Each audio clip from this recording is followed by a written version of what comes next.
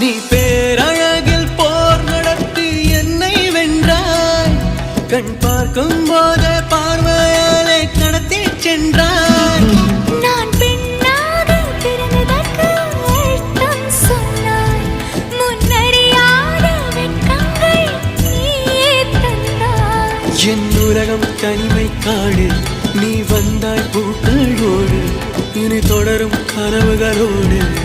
பெண்ணே பெண்ணே, நீ இல்லை என்றால் என்னாவே? நெருப்போடு வெந்தே மண்ணாவே. உன் பேரை சொல்லும் போதே உள் நெஞ்சில் கொண்டாட்டம்.